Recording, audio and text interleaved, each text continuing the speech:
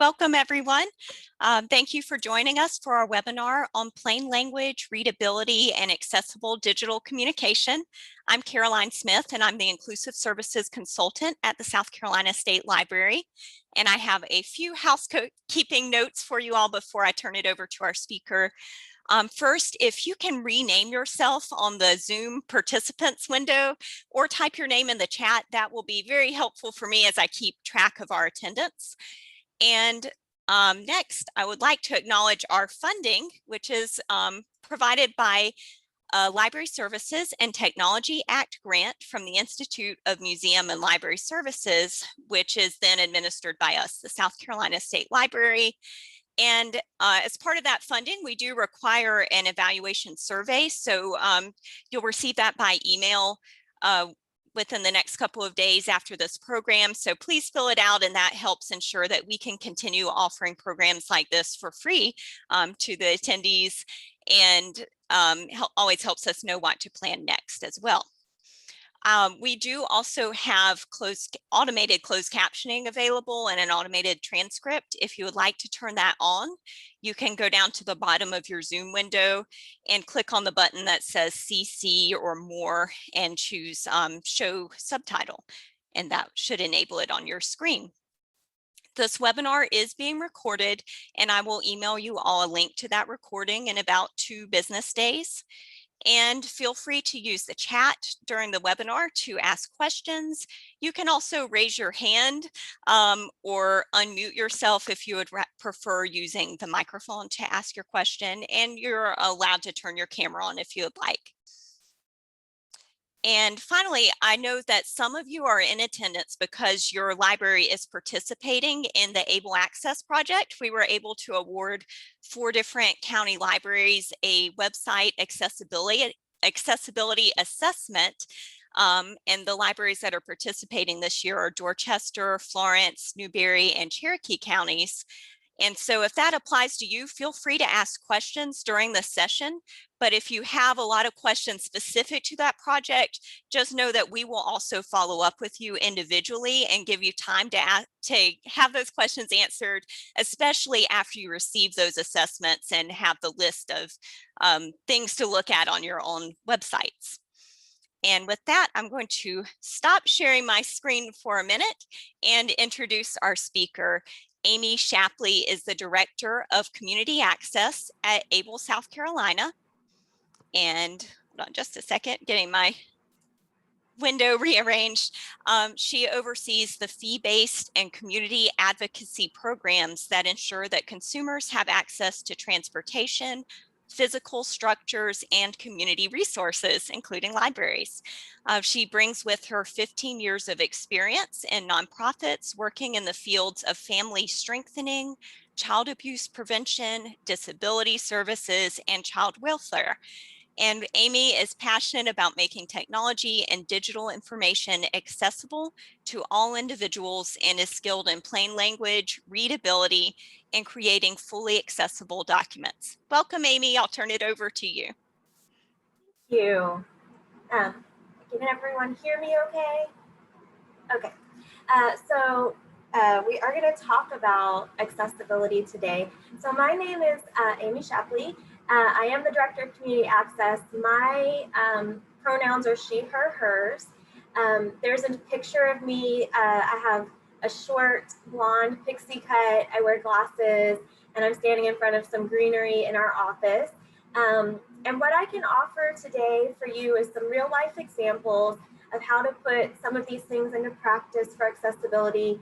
I'm going to share some tips and tools that are already built into a lot of the programs that you use. I'm going to provide some visual examples, and I'm going to also provide this PowerPoint to Caroline so that she can give that to everyone in a PDF form so that you can go back and revisit these visual examples that are step by step. And then I can also offer you ongoing technical assistance. So as Caroline mentioned, if you are one of the grantees that we've been working with, we'll be doing some one-on-one TA with you. If you are not, but you have questions about your own website or accessibility, you can reach out to me. My contact information will be at the end of this presentation, and we can set that up as well. I do want to just give a shout out to Caroline. She has been a joy to work with. She's part of our Ask It team, which is one of the things that we do through Able South Carolina, which is accessible IT for South Carolina. And so it's a very passionate group of people who kind of look at these issues all the time. And she really spearheads accessibility for the library system, and we're so grateful for that. Also working with Wendy on the grant side has been a joy. So I just want to say what wonderful workers you guys have, what wonderful staff. And we've also enjoyed working with and looking at all of the great things that the libraries that have been grantees have going on in your local areas. It's been fun for me. I love libraries. I used to work in a library myself in college, and so I worked in a library for 4 years and loved it. So I'm very passionate. If you ever come to my house, there are old books everywhere. I'm a collector of books old and young, but I have a lot of older books that I'm quite partial to. So, but just to give you an overview of who we are at Able South Carolina. So there's an image on this slide that shows some of our staff standing behind, and some of our consumers standing behind the governor who's signing a bill into law. We are a center for independent living, and sometimes that's confused with like a nursing facility, an independent living facility. But what we are is actually something that's federally mandated for every state to have at least one Center for Independent Living. We have several in our state. We serve the largest area, but we have others that work here as well. And we're not about helping people to do things necessarily, but more on empowering people to do what they've set out for themselves to do. So on this slide, there's an image of our staff and board members. And so you can see in this photo, there are people with in wheelchairs, there are people with service animals, there are people who use crutches to walk, and then there are people that may be disabled, but you wouldn't be able to tell just by looking at them. So we are federally mandated that it be a consumer-driven center that helps people move from dependent living, so whether that be dependent on programs or congregate living situations, or depending on others to take care of them, to moving to more independence. So as much independence as someone is able to have, that's our goal to help them get there.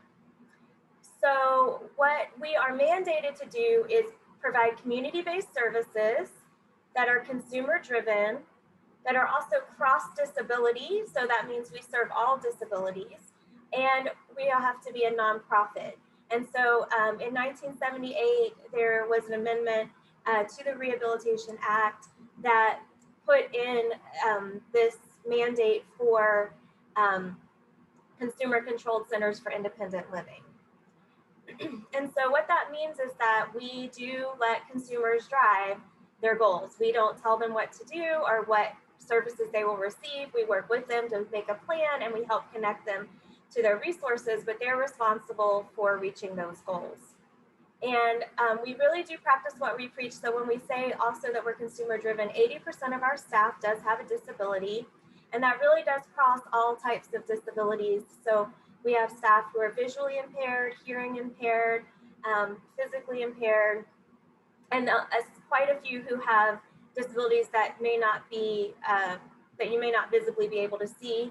And then 51% of our board members have a disability. And so on this slide, you'll see a group of our staff and advocates who are at Unlocking Advocacy Day, which is something that we do every year. And they're in front of the State House wearing matching shirts. And again, in this photo, there are people in wheelchairs, there are people with service animals, there are people with other physical limitations, and then people that you would not be able to tell that they had a disability just by looking at them.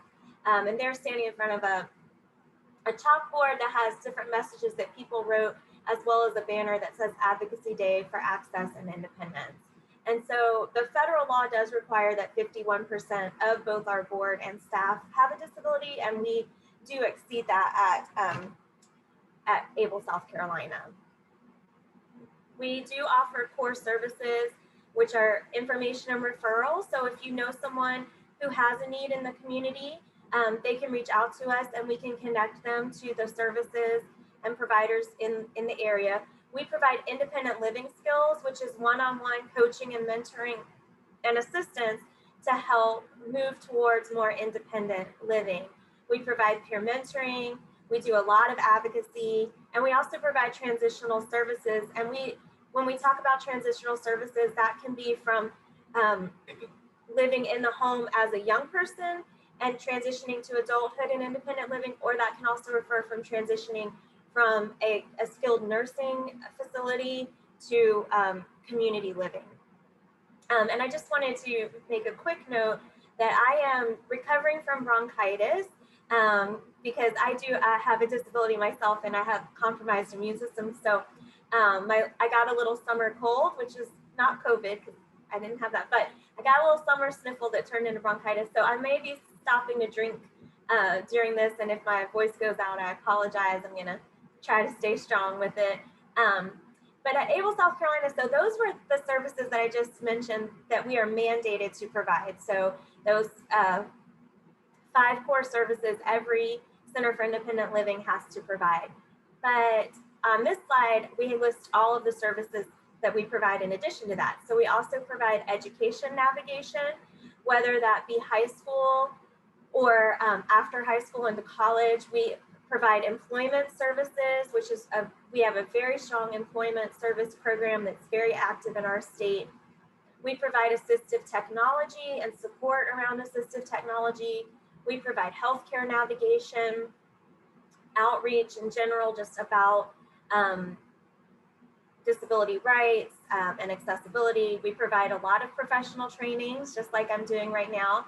We provide ADA assessments, which are the on-site assessments of a physical facility where we go out, we do the measurements, we make sure that everything is ADA compliant, and we provide a thorough report with suggestions and recommendations for how to become compliant for anything that is not compliant. We do web accessibility testing, which some of you have benefited from just recently. We provide benefits counseling around Social Security, Medicaid, other benefits to help people understand what they are entitled to, but also how to manage those if they do want to become employed or other things like that. We provide supported decision-making counseling, which means we don't want to take all the rights from someone making a decision. So everyone needs support in making decisions. And so we want to create as much independent decision-making as possible. We provide resources and support around parenting with a disability. We provide sexual and domestic violence support, specifically around individuals with disabilities, because we know they are much higher risk for experiencing those things than the general population. We provide assistive technology and durable medical equipment. So we actually have a lending program, actually not a lending program, a giving program where we have a closet full of supplies that people donate that are either new or gently used, and we are able to give those to people in need. And we also do a lot more, we do a lot of, we're on a lot of grants that work to increase accessibility across the state, and that's a lot of the work that I do. So whether it be access to medical care, access to vaccinations, access to education, so lots of different things that may not be listed here, but we're very much on the scene and behind the scenes with a lot of that work that's going on. So just to shift gears, that's just to tell you who we are. So wanted to let you know that everything that we do really comes from a disability lens. We are thoroughly informed by individuals with disabilities because we ourselves are mostly individuals with disabilities. A lot of our assessments, typically there's a person who has a physical disability who's there, as well as someone who may not have as much of a physical limitation doing those assessments. With the web assessments that we do, we always have someone who is an actual screen user who's visually impaired or blind, paired with someone on the technical side who's just on the technical side. So we get kind of that cross. So anyone that does our web testing, they know the technical side of things, but we also have folks who do both that as well as our users of screen readers themselves. So we really bring that lens to everything that we do. So as we go through this, just know that all of the information I'm sharing with you has been informed by individuals with disabilities who are users of these tools. And so these are the things that will help you be the most accessible to the broadest audience of individuals.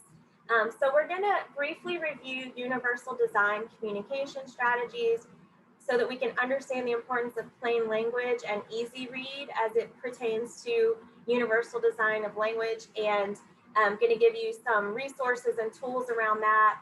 We're going to provide the best practices for creating plain language and easy read documents, and then provide you tools and guidance for creating accessible documents that you may link or upload on your website or that you might share publicly. So universal design thinking really is this sort of cycle of going through considering different questions to get to the most people possible. So there's an image on this slide that has UDL thinking in the middle and a cycle of circles with different images to represent the questions that you would ask. So who are the people that we want to reach and what do we know about them? So the first question you want to ask is, when you're creating a flyer, a presentation, any kind of content for your website, who do you want to get that information? And what's the purpose or goal? So the next image, so that one had in the circle has individuals of different races and genders who are just kind of standing in a row just to say, well, who's our audience? And one of the things that I am trying to do today that we try to always do is to model and to be accessible. So anytime there's an image on a screen, we want to make sure we're describing that for anyone who may not be able to see it. So the next circle has a target with an arrow going to the bullseye in the middle to really determine what's our aim, our purpose, our goal. What are we trying to, what do we want the people who get this information to walk away with? You know, they can walk away with a lot of things, but what's the thing, the primary message that we want them to have? Then we consider what might be the barriers. What could get in the way of that? Is there too much information? Are there too many messages?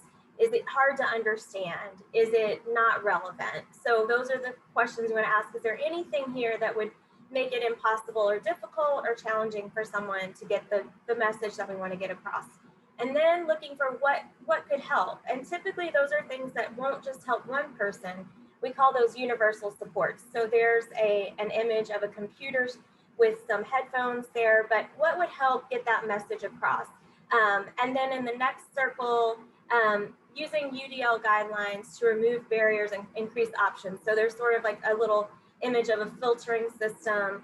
And then the next circle says, give it a go and get feedback. And it has a person with a thought bubble. So like thinking through, let's try it out, let's see how it goes, and then let's adjust and adapt. And so we don't always get it right on the first try, and that's okay.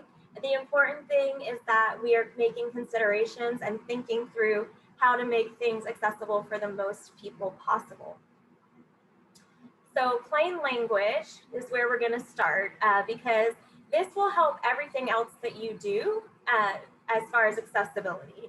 So the more plain the language is, the easier it is to understand, the easier it is for someone to translate or for something to be captioned. It's also easier for a screen reader to read it, and it's easier for people who have learning differences or processing differences to be able to get the information. So there's a quote on this slide that says, if you can't explain something simply, then you don't understand it well, or just says you don't understand it well. And that's a quote from Albert Einstein. And so we don't necessarily have to make things complicated for people to get good quality information. So what is plain language? Well, the definition of that is communication that's made to ensure that as many people as possible can read it, understand it, and process it. So we want to get it to the broadest audience possible in the easiest way to understand. And it's important because it uses everyday language to help people with low literacy, people who speak English as a second language, as well as people with disabilities.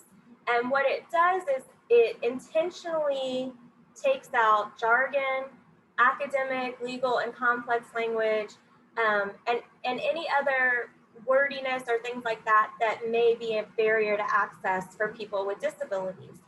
And you know, I am a lover of language. Like I said, I love books, I love to read, I love vocabulary, I love knowing big words, but sometimes knowing big words and using them is not always helpful to the broader audience. So we want to think about how we can say things in a way that is most helpful and beneficial to reach the most people.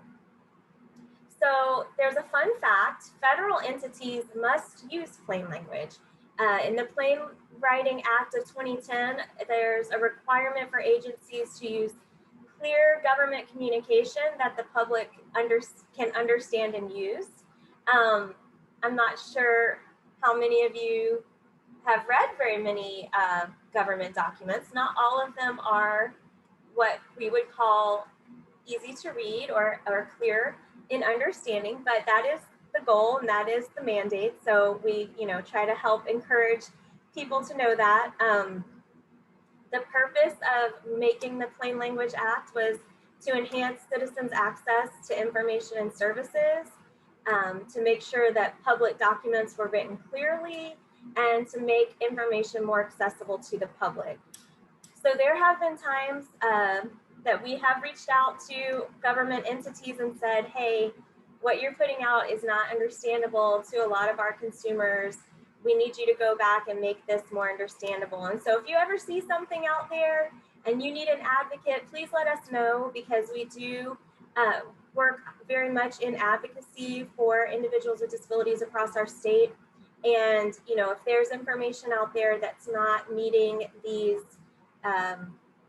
requirements, then we want to make sure that that's done. We did a lot of work with DHEC on COVID messaging, and I got to be involved with some of that just with my work with plain language, but it was a lot of back and forth, going back to the drawing board. And sometimes it means that everything won't fit on one page, that you have to break it down into a lot of different sections. And sometimes it means you just need to say less. And so we'll look at that too as we look at readability.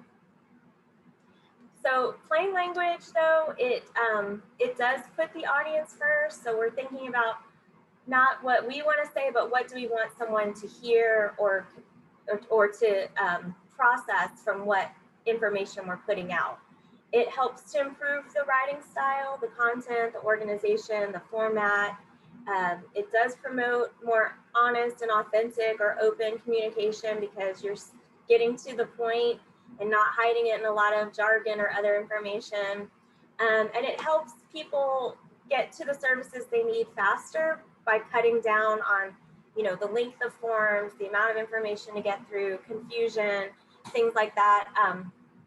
As Caroline mentioned in my bio, I have worked in child welfare, and one of the things that I would talk about a lot is how hard it is for people to sometimes get to the services that they need, because they'll go on a website and they'll see like 2 things you need to bring, and they'll show up and bring those 2 things, and then they'll find out when they get there that, well, actually you needed to bring your ID and your social security card, and also these 2 forms or 2 proofs of residency, and they may have missed that in the information. And so then that means they're making another trip to the same place that they've already been.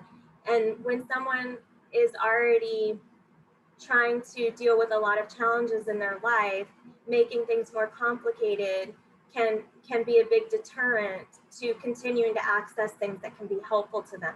It can also be very discouraging and upsetting for an individual. And so, when we think about even the things that we provide information for individuals at the library, it's such a great resource. So trying to think about, are the things that we're providing clear? Is there a way to maybe give some context so that we can make it clearer, even though we might not be able to change the form, but can we staple something to the front of the form that gives a checklist that helps people understand exactly what they need? So just kind of thinking through, like, how can we make the information that we don't have control over sometimes more accessible as well? But what plain language doesn't do is it doesn't dumb it down. We don't use improper language or sentence structure. We're not trying to patronize anyone or infantilize anyone or make them feel like children. We are not changing any of the content or ideas, and we're not trying to use any kind of writing that's incomplete or unclear. So this is an example of plain language. And so on the left side of the screen, you can see that before there was this long example of a paragraph form where it says, infants and children who drink water containing lead in excess of the action level could experience delays in their physical or mental development. Children could show slight deficits in attention span and learning abilities. Adults who drink this water over many years could develop kidney problems or high blood pressure. And then when we move it into plain language, we really get to the point and we say, lead in drinking water can make you sick. Here are some possible effects of high lead levels in your drinking water. For children, and then we have a bullet list, delayed growth, short attention span. Adults, another bullet list, kidney problems, and high blood pressure. So you can see we're not changing the information. We're just taking out some of the complexities. We are making it into more of a list form, and we're bringing out the key points that we want people to walk away with. So some tips for plain language as you're doing this. First of all, you need to know your audience. You need to really be thinking about who are the people that you want to reach. And it might be different from page to page on your website or from flyer to flyer for different, sections of the library. So obviously one flyer isn't necessarily going to reach every audience, or one announcement on your website might not be for every audience. So who are you trying to get to? And then using everyday language, so just talking like you would to anyone else, using personal pronouns like you, and so making it more directive toward the person. Avoid any kind of slang or terminology that may not be familiar to everyone. Shorten the sentences and make them logical. Leave out anything that's going to be distracting or is unnecessary. Avoid any undefined technical terms, and we'll look at an example of that in just a minute. Being direct, using headings and subheadings, and using white space and organization of information in a way that is impactful to the reader, making it easy to find, using words with fewer syllables, and keeping the wording between the 3rd and 5th grade. And I'm going to show you how to do that in a few minutes, but that's kind of the age range that we're shooting for. So before we go on to easy read, which is kind of the next step up from plain language, are there any questions about plain language?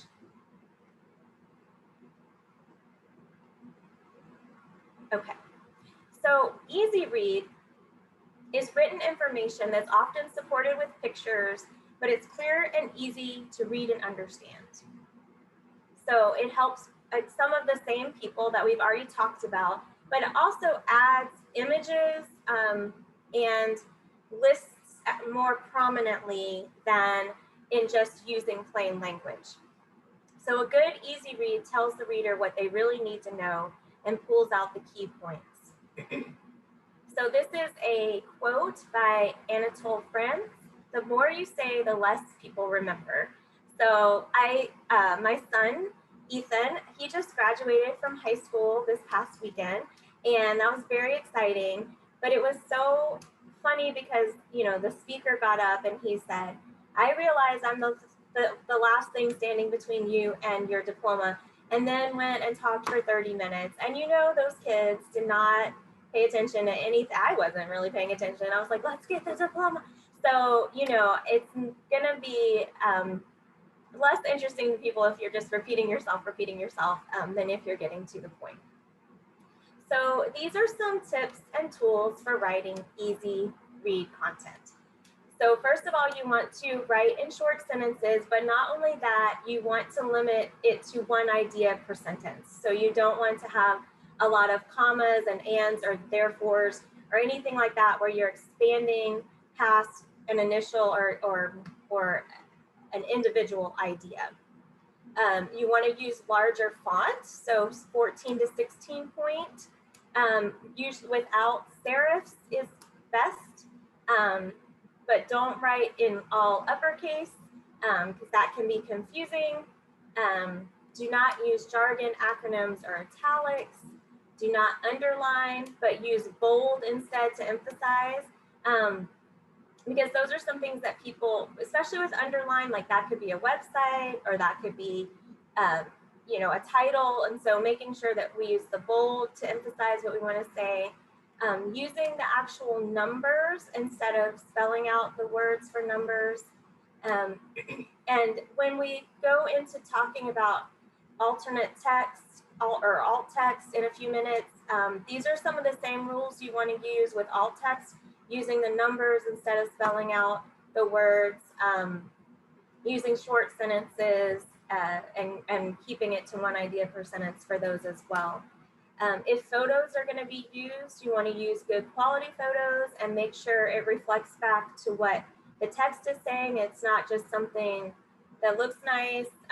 So like if you have a picture, it's sort of like those inspirational posters we see sometimes where there's like a picture of a forest and then underneath it says something about, you know, persevering. And so it's a nice peaceful picture. It's very serene, but it's not actually reflecting what the inspirational quote is at the bottom. So we want to think about relating the pictures and then not using them if it's not related.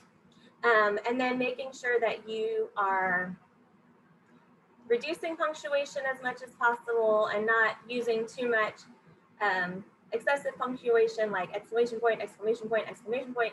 And then also making sure that you keep a layout that is the same throughout. So we want consistency in whatever we're providing. So this is an example of readable content. So on the left, we have an unnecessarily complex paragraph. So it says CPP.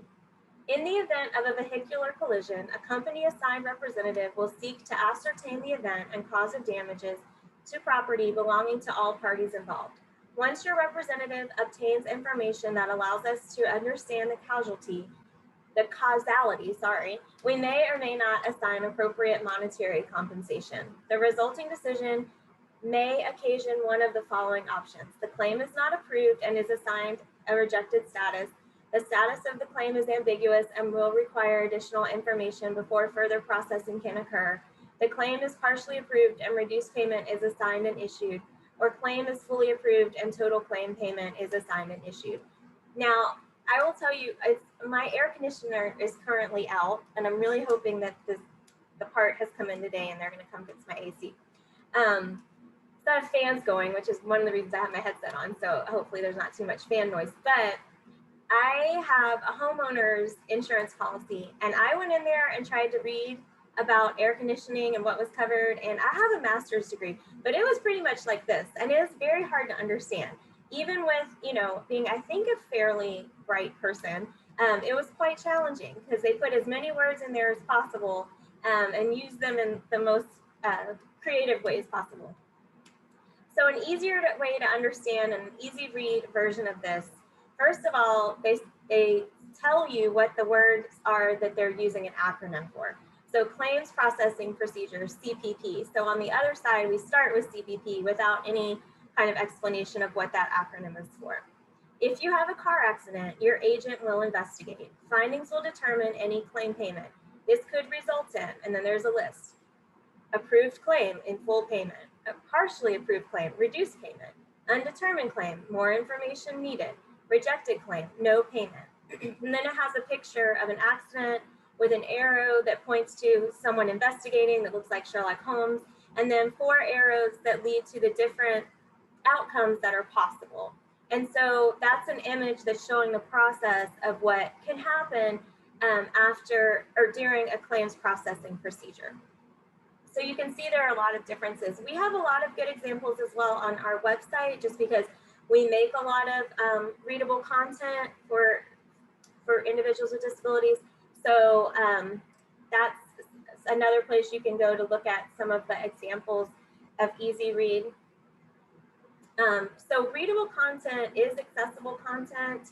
When you're creating content in plain language and easy read, it will benefit in the long run because it makes things easier for screen readers, it makes things easier to provide alternate text for, and it makes it easier to understand for the broader audience. And one of the things that I try to make sure people know is that you're really not going to hurt anyone by using readable content or plain language. You're just going to reach a broader audience. And so that's really what we all want, I think, at the end of the day, is to have the most people impacted by the information that we're putting out. And by making it readable and easy to understand, that benefits everyone over time. So before you start working on your content, first of all, is this time sensitive? Is it a long-term need? How can we best invest in this? And is there a way to clarify it more and more without losing the meaning? And so sometimes, we do go through multiple iterations quite often where we look at it and we'll put it through our plain language reader and we'll check the reading level and we'll go back through and see, is there still too many words? Is it still too long? And we usually filter it through multiple readers on our staff before we send something out. So getting a second set of eyes, a third set of eyes, it's never a bad thing, just to see if someone else has a different perspective and if they can understand it. One of the projects that we're working on, and so sometimes it might be finding someone who doesn't have any knowledge of what you're talking about and asking them to read it and see if they understand it. So one of the projects we're working on is we're working with the New Morning Foundation to help increase access to contraception for individuals with disabilities. And so one of the things that we are working on is a social story to help, well, several social stories to help prepare individuals for their visit. And so what we did was we asked some of our male staff to read it to see if they could understand what would be expected at a gynecological visit, because they've never experienced one. And so does that make sense to them? So you may want to pull in someone, maybe not to that extent of differences, but you may want to pull someone in who doesn't know anything about the program that you're promoting, or who doesn't know anything about what you're trying to share information about, so that they can tell you if it's clear to them. So just some tips and techniques that are similar to easy read. Again, you want to use your content in short sentences, but also using short titles to distinguish groups of information when possible. You want to put the most unique and most relevant information first. So the thing that you want them to know, the biggest takeaway, that goes first, and then kind of everything that supports that comes after. So you don't necessarily want to start out with giving a lot of context or preamble like you would in, like, say, writing an essay. You don't necessarily have to frame it ahead of it. You just want to give the briefest amount of framing possible so that they can get to the information they need. And then using headings to group related paragraphs and make sections of information as much as possible. Again, we want to keep things short and easy to digest.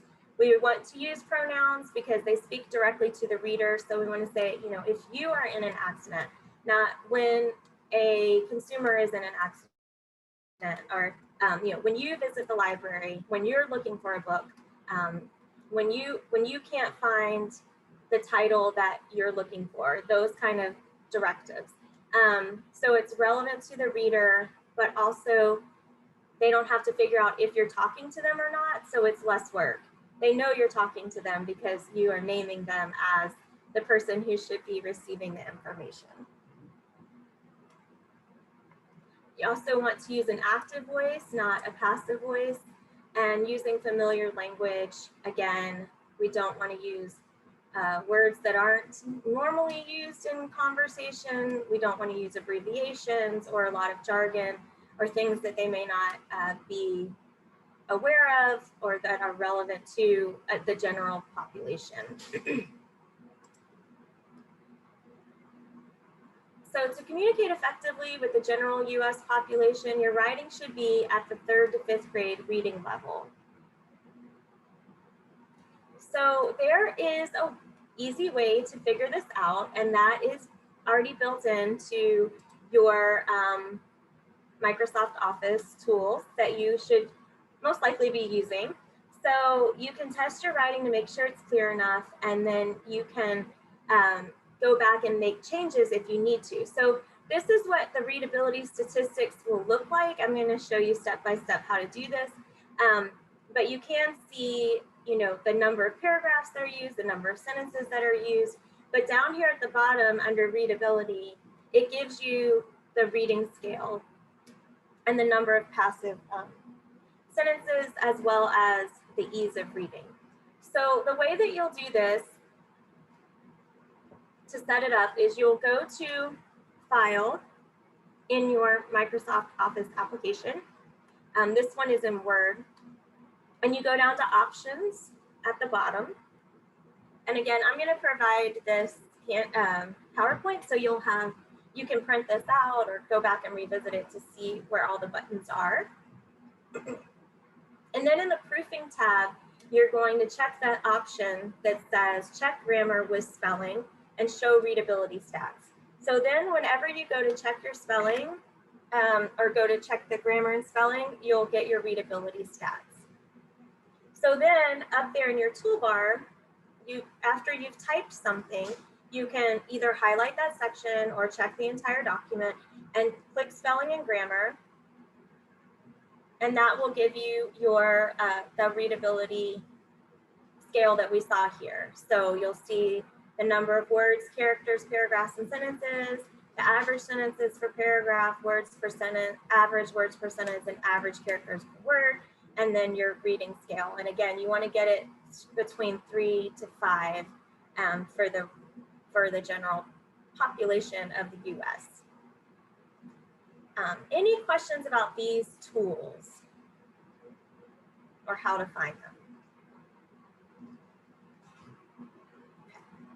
So when we communicate clearly, it really does build trust and transparency and authenticity in our network, because people know that we're not trying to hide something, we're not trying to keep information from them, but we're just being clear and direct and getting those things to them. So when we use plain language, it really does create inclusion for a broader audience.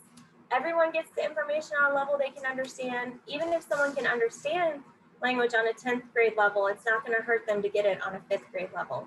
And it breaks down larger concepts into understandable content so that your message doesn't get lost in all of the information and words that are being shared. So really, you can use this in lots of places: presentations, when you're speaking to the public, meeting notes and agendas. So internally, when you're having meetings, or if you have community meetings, really thinking about using the language. I know that I am involved in a lot of coalitions and have been for many years. And one of the things that we typically try to do with coalitions is bring in community members and people with lived experiences. And so if you have any of those types of groups running, or a parent advisory group or anything like that, you want to make sure that any meeting notes and agendas are understandable and easy to read.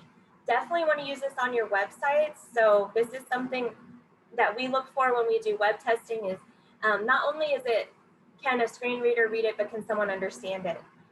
Is this understandable content? Use it in your social media for sure to get out to the broader public. Any internal communications, just even in emails, how many of you have gotten an email where you thought, wow, that was a lot of words that we didn't really need. So, just cutting it down to the basics, and then any flyers and promotional materials that are going out to the public. So both internally and externally, it's best practice, good practice to use plain language.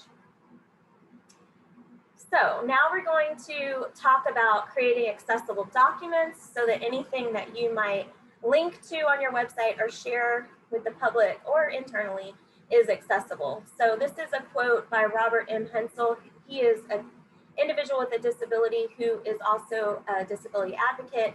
And the quote is, "Accessibility is a necessity that should never be deprived." So accessibility features are built in the programs that you already use. in things like Word, PowerPoint, and Adobe Acrobat, you just have to understand the instructions and figure out what it's telling you to do.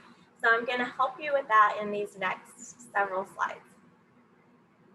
So first of all, to do an accessibility check in Word is very similar to how you'll do it in any Office application. So when we go to look at this also on PowerPoint for alt text, it will go through a very similar process. So any of the Microsoft Office applications, you're going to go to the info and then inspect your document and check for accessibility. So you'll go to File, then you'll click on File, you'll click on Info, you'll click on Inspect Document, and then you'll click on Check Accessibility. So on this screen, there's an image of that home screen when you click on File, and under Info, there are several buttons that you can select. One is Convert, one is Protect the Document, and then one is Check for Issues. When you click on Check for Issues, it'll drop down and say Inspect the Document, Check Accessibility, and Check Compatibility, and you'll select where there's a blue arrow pointing on here to check accessibility. This is a government document that is not highly accessible. So you'll see over here when the accessibility checker comes up, on the side of the screen on this image, there's a document from the state of South Carolina, which is a fixed price bid instruction form from the SC Department of Education admin. And when you click on the accessibility checker, on the side, a dialog box will pop up that has a list of all of the issues that need to be addressed. So on here, you'll see there's some missing alt text on a picture, and then there are infrequent headings, which makes it harder for the screen reader to know the reading order and what falls under what heading. And then there are a lot of unclear hyperlinked text. So I'm going to show you, this is one of the easier things to do, but that also happens a lot, how to address the unclear hyperlinked text. So what you will do is once you've pulled that up on the accessibility checker, you'll click on it and it'll actually highlight it in the form. And so you'll see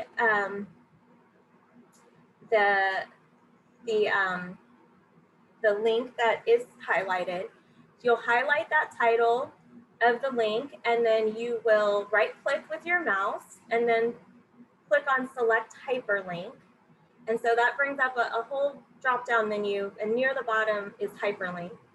And then what you will do is where it says text to display, you will change that in the dialog box to make it easier to understand.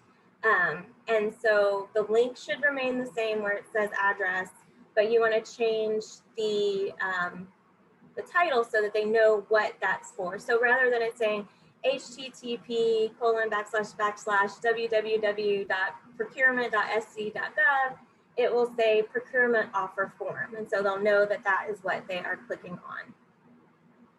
So any questions about that, replacing hyperlinked text? So it's very important that any hyperlinks have a title that will tell them what it is rather than spelling out the http www. Because that's all it's going to read, and it's not going to give them any context. If someone is blind or visually impaired, it's not going to give them any context as to where that link will take them. Amy, will this also work for PDFs as well? Yes. Yes. So, and I'm gonna show you PDF. So we're gonna do PowerPoint next, and then PDFs. But I'll show you how to do that. But also, it will link to the PDFs the same way you can do that. Okay, so the next one is an Office PowerPoint or Microsoft PowerPoint. You'll also do the same thing where you go to File, Info, Inspect Document, and check accessibility. I'm just going to show you on here how we are going to replace alternate text for a picture. So any images that you use need to have alt text. And when we, especially in PowerPoint, there are some some of the, what's the word I'm looking for? Some of the slideshows that you can plug into, I don't know why I can't think of the word for that right now, that are already laid out, the templates, there we go, sorry. Some of the templates have a lot of elements, and every element will be read. And so if so for instance, this arrow that I put in, this blue arrow that's on the screen, so we can see part of the accessibility checker, and then I've put in a blue arrow to point to missing alt text that you're going to want to click on. So I also have to say that I have to put in text to say that there's a blue arrow there. So any elements that are in there, whether they be decorative, so if there's like a line or a bar on the slide that separates out text boxes, that will be read by the screen reader. So anything that you put, any of those elements are going to have, the screen reader is going to read it. So you want to make sure that in Word documents, PowerPoint documents, and PDFs, any of those, that you have alternate text for any images or elements that are being used. So you'll see when you go to the image in the accessibility checker, it'll take you to the image, and then you can right click on that image, and it'll show you where you'll go to format picture. And so that'll be the next thing that you do. So you right click and you click on format picture, but we've highlighted that picture 2 on slide 30 is what I'm trying to alt text. So then I will click over here, another box will come up, the format picture box. And there's a paint bucket, there's a shape, there's looks like where you would crop a picture, and then there's an outline of a picture with like mountains and a sun. And you're gonna click on the one that looks like the rule guides, the cropping one. And at the bottom of that drop-down menu is alt text, and that's what you'll select. And when you go to alt text, you'll then be able to describe the image. So you can see that this is about this blue arrow that I had mentioned before. So the title of that is arrow, and then the description says the blue arrow points to the box that should be selected for entering alt text for an image or shape. So you want to describe what it's doing if it has a function. You can also put that it's a decorative image or element, and those are for just like those bars and things like that, and you don't have to put a full description of what it looks like. You just can put that it's a decorative image. So some tips for Microsoft PowerPoint, because I will say in making them accessible, it's probably the trickiest one if you aren't doing these things ahead of time. So if you do a lot of presentations, please keep this in mind. If you're using images, use the title only slide, because if not, if you're plugging it in over a text box, then it's going to read an empty text box as well as the image. So if there's no text with it, just use an empty slide. But you do need to title every slide, or the screen reader won't know where it's going. And remember that all the images and shapes need alt text. All links need a description of where the link leads to. And all videos should be captioned or interpreted for hearing impaired participants.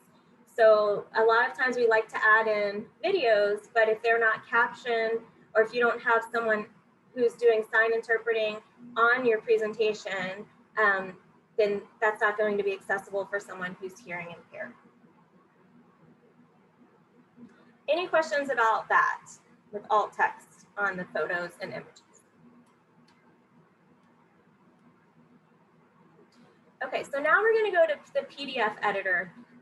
So the tricky thing about the PDFs, okay, so first of all, the good thing about PDFs is if you make it accessible in a Word document and then you save it as a PDF, generally it will remain accessible. So every now and then it may miss a title of a page or something like that, but for general purposes, it will keep your accessibility measures that you've taken in Word and save those same in the PDF. So if you've alt texted something in a Word document or in a PowerPoint and then you save it as a PDF, it will maintain that accessibility. But if you are editing something as a PDF, you have to have the Acrobat Pro DC or one of the versions with editability to be able to do this. So if someone on your staff has this, access to this, this is how you would do it. So you might have to go to File and then to the toolbar and add accessibility, because it's not always on the toolbar. It's an option, but it's not always automatically added to the toolbar. But you'll select accessibility, which looks like a little man in a circle. I'm not sure why that's the icon for it, but that's what it is. And then it'll bring you a drop-down box, and you're gonna click on accessibility check, which is gonna take you through the checker. And then you're gonna want to click off the boxes of everything you want it to check for you. So I always check all the boxes, but if there's something you don't want to check, then you can do that. And then you're gonna click on start checking.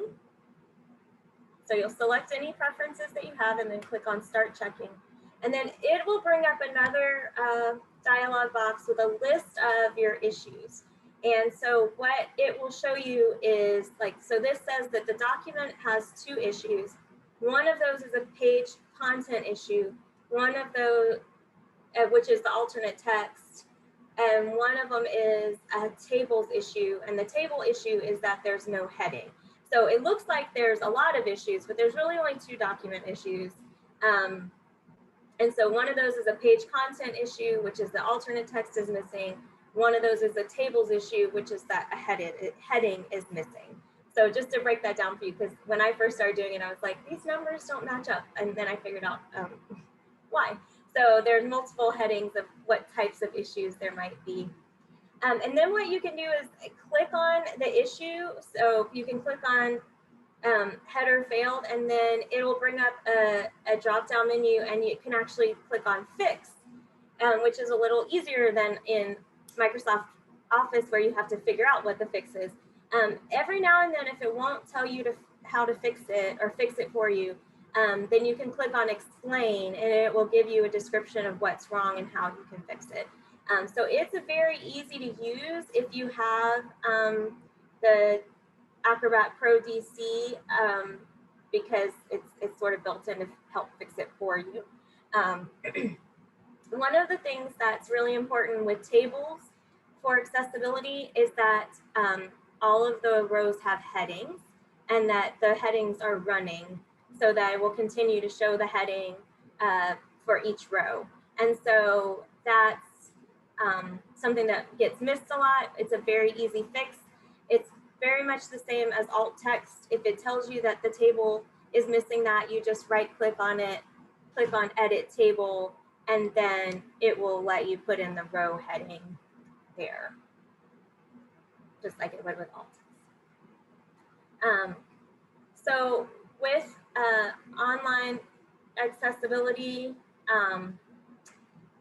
make sure that you are consulting with individuals with disabilities or individuals who are not a part of the programs that you are promoting, talking about, presenting on, so that you're getting that feedback to make sure that what you're saying is translating in a way that makes sense. It really is an ongoing process. It's not something that you can do one time. You have to make sure that it's something that you're applying each and every time that you are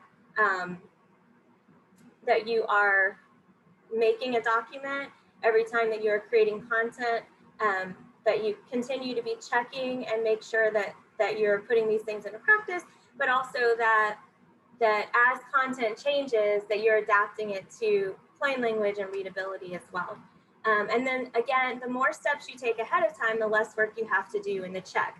So if you're already using plain language while you build it out, you're going to have less readability issues. If you're using headings as you're building it, one of the things that'll come up a lot is check reading order, and you'll have to do it manually if the screen reader can't tell that there's a heading. And so that takes a lot of time. But if you're putting headings on things regularly, then your screen reader is going to do a lot better.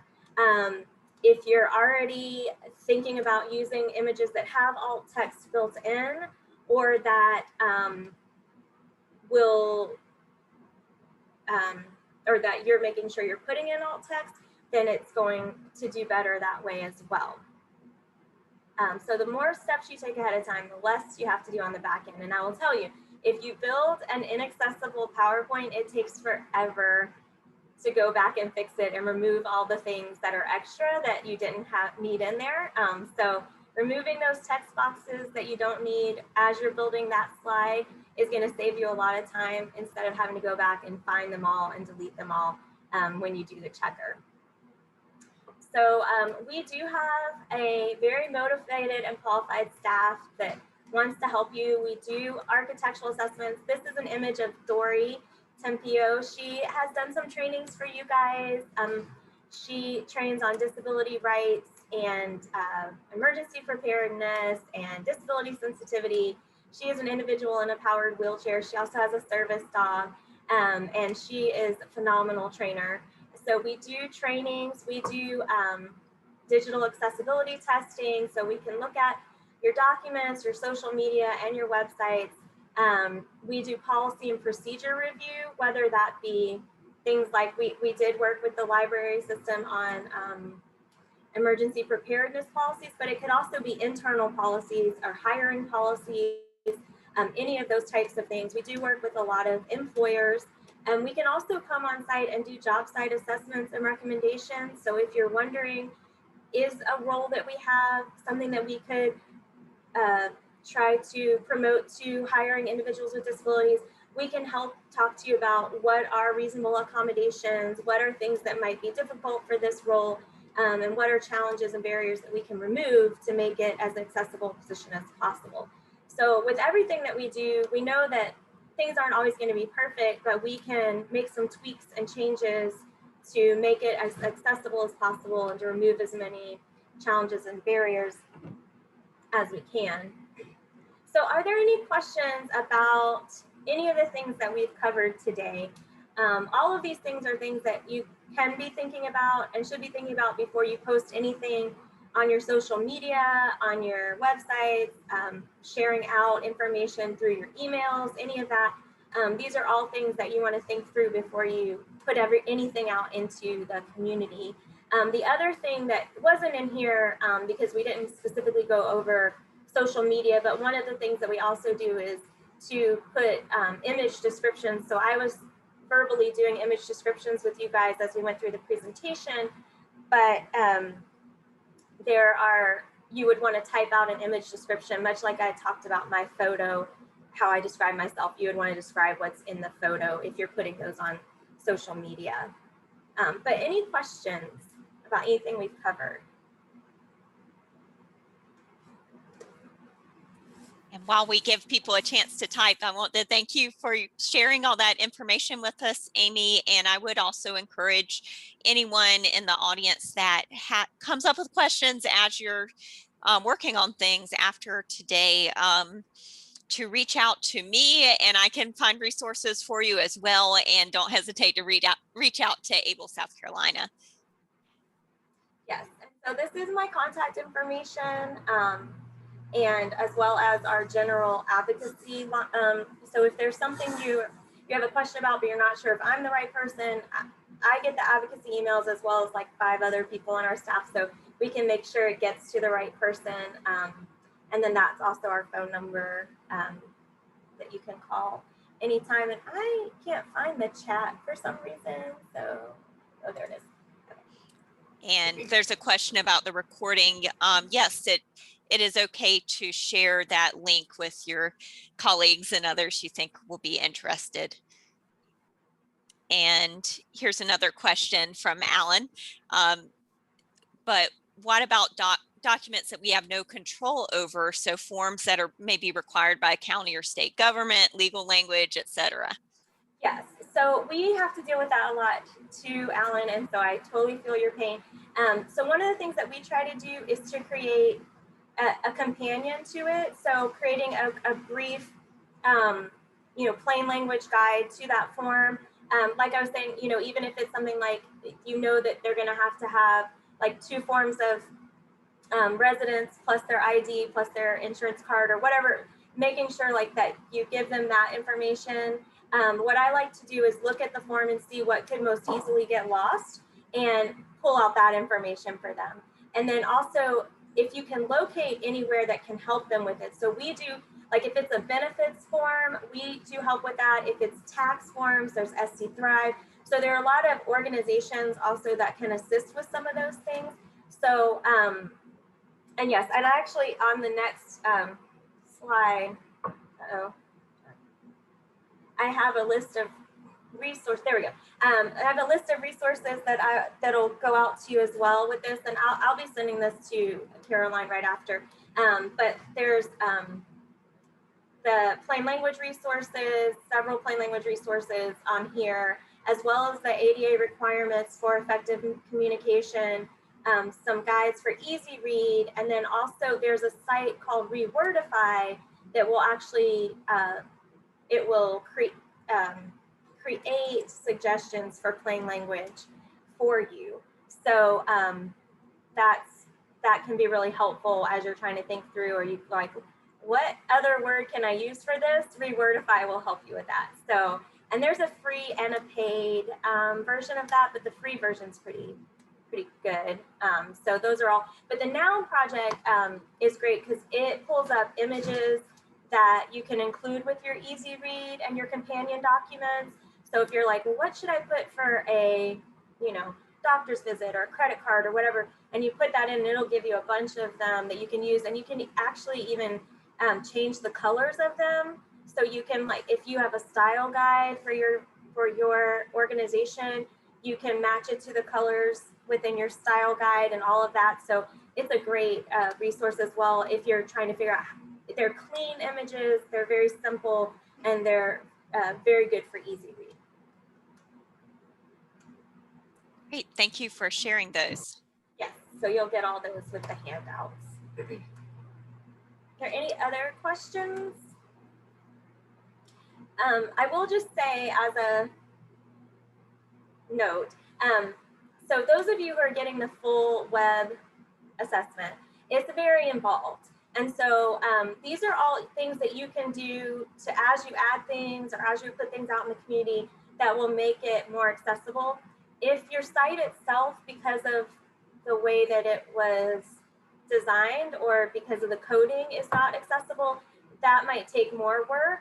So these are all just things that we can all be doing to be more accessible.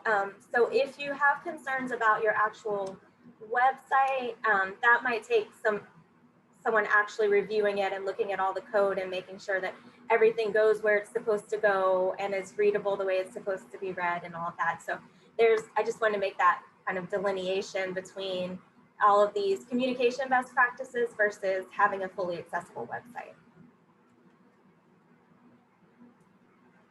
Great. And if there's any areas of accessibility that you find you or others in your library need more training in, please reach out and we can always arrange more training in the coming year and may be able to point you to some good self-paced training that's already out there as well. Yes. One of the things that we focus on at ABLE is that we want everyone to learn how to do these things themselves, because we really don't want to be the people who are doing it for you. So we have no goals to keep any information from anyone. So we will direct you to the best place to get the information so that you can be sustainable, because that's our ultimate goal, is for South Carolina and all of our US to be accessible, especially in our public places and spaces. So. Great.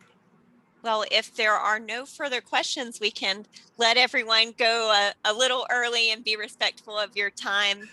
I want to thank you for your presentation, Amy, and thank you all for attending. And please let us know if these tips are useful for you and if you have any further questions in the future. Thank you all. Thanks, everyone.